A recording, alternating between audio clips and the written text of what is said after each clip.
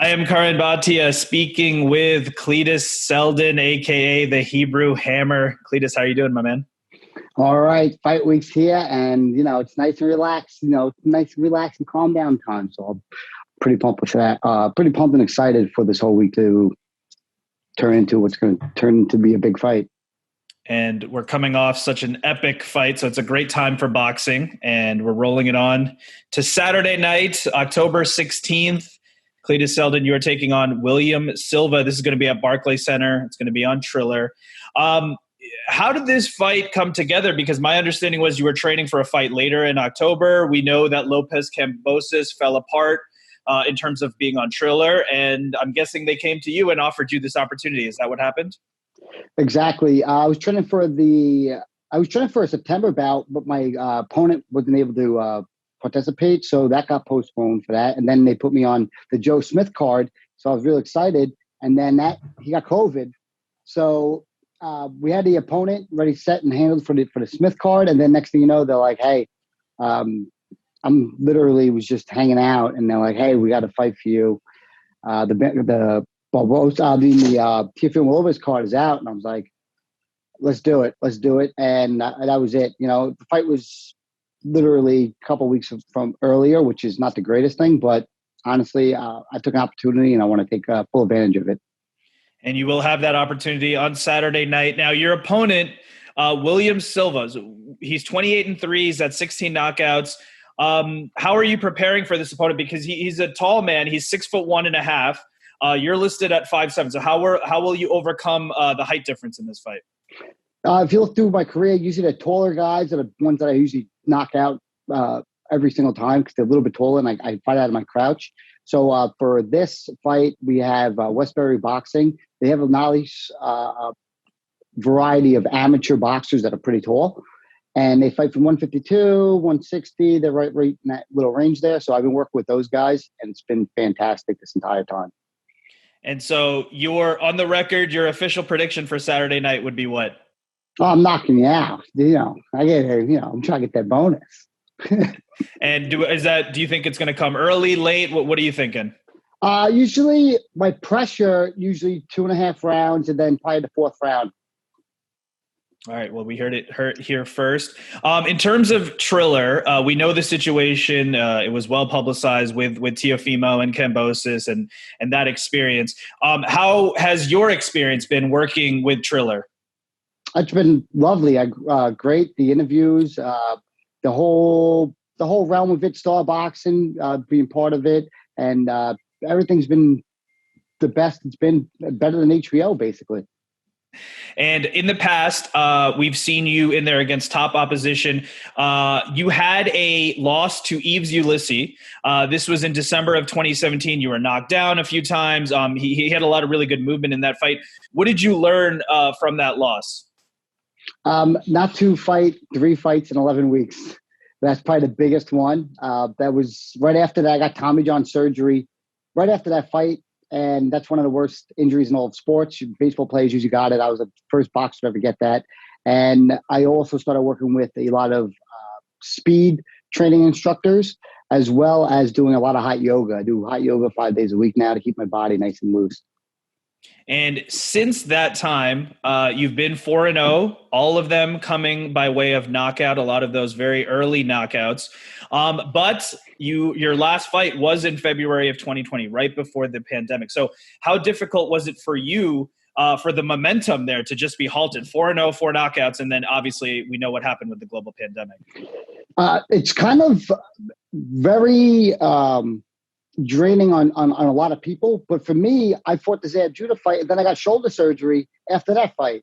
So leading into the 2020 pandemic, after fighting in February, being basically the last fight that was in New York, was like, all right, it's a layoff. I'm recovering from my injury. But I didn't think it was going to be 19 months off time. And the good thing for me was I was able to train for that September bout, because that, I didn't realize there's a big difference between 6 months and 19 months from surgery to pandemic. I was like, bro, we have a problem here. So we had to put a lot of work and effort, and I worked extremely hard to be able to get in shape for that fight. And then the rest from this fight and that fight was like everything I could ever ask for. I felt great going back to the gym. And in terms of your career, two questions. What are your overall goals in the sport? What do you hope to achieve? And the other part of it is, how long do you intend to keep boxing? You're 35 years old now. You've been boxing at a high level professionally for over a decade now. So what's the future look like for you? I would love to fight for at least one world championship in my life. I never thought of myself as somebody that's going out there, but I'm also a very entertaining fighter, so that my style can actually proceed, from 140 to 147, any big names. And for me, the most important thing and the reason I stayed in boxing was I just want to be able to afford and buy my house. I just want to buy a house, officially own it, no payments. I own this house. My parents been working their entire lives. They don't own their house yet. And it was something that I always, deep down, I put 10 years into the sport. It's all I want from the sport is be able to afford for my own and buy and be like, hey, that's my house. And with this fight, this is going to be in Brooklyn at Barclays Center. Obviously, you're from New York. I mean, what do you think this crowd is going to be like supporting you on Saturday night? Oh, man, it's my favorite thing. The hammerheads are coming out. It's going to be off the charts. They usually call it like Hammer Holiday from when I fight. And everybody comes out from Eastern Long Island. I know everybody from the Brooklyn side is going to come out, the Jewish community, everybody who's looking for a banger of a show. And it's on Triller, who puts it like boxing here. And then on top of that, it's like it's everything you could ask for. I'm so happy and proud that this and grateful that this opportunity fell into my lap and I was able to be able to proceed for this. And in terms of, what you want to achieve in your career, I mean, this has to be one of the more important fights of your career because you had the layoff due to the pandemic. You are headlining on Triller. There's going to be musical acts on that same night on Saturday. There's going to be another versus battle on Sunday. So it's a jam-packed weekend and you're headlining. So is there a little bit of extra pressure there that compared to a regular fight? I don't know, because I've been on the other end of it. Like, I've been on HBO back-to-back months. I've traveled all over the place. And to me, I guess when you're there, it may hit you then. But as of right now, I'm just fighting as if I'm fighting my regular fight, as I always did. Good thing is I don't know any of the artists' names, and I don't know too many of the guys that are even on the card, to where I'm like, it's just my regular show like I normally put on. And not to look ahead of this fight, but assuming you are successful on October 16th, is there an opponent that you have in mind, maybe someone like with a big name that you want either at the end of this year or in 2022? I will fight anybody at 140 to 147. Any of the champions are out there. I would hope for the Josh Taylor Ramirez unified that title, and I'll just fight one of them. I'll take all four of the belts and be like, all right, this is pretty cool. It's pretty easy this way. And then, at 147, Crawford and all those guys that nobody wants to fight, I'm always open to do that. These guys are 140 pounders moving up. They're not bigger guys than I am. And that was my other question for you. I know this fight is at 140. You've campaigned at 140 for a long time, but you've also moved up to welterweight. So is your plan to kind of go back and forth, or do you plan to mostly campaign at 140 unless a big opportunity comes up at welterweight? Because I'm so big and strong, 140 was always the high side for me and Pete Brodsky, my manager and trainer, to like, all right, let's work our way down to 140 and just be the bigger, bolder guy. But if an opportunity came and just was like this, just showing up saying, hey, we got a 147 bout. This was going to happen actually recently with the Adrian Broner. His opponent fell out and then they were going to need a 147 guy. And I said, yeah, I'll take it. The only thing was the purse issue. And then that was ended. But that would have been a great fight. I would have definitely knocked Broner out so bad.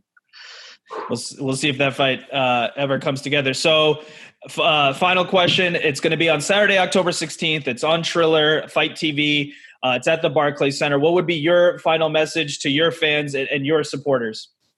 Everyone who has seen my fights always knows I come with an exciting, tactful style, very entertaining. I'll punch extremely hard. They call me the Hammer for a reason, because I punch extremely hard.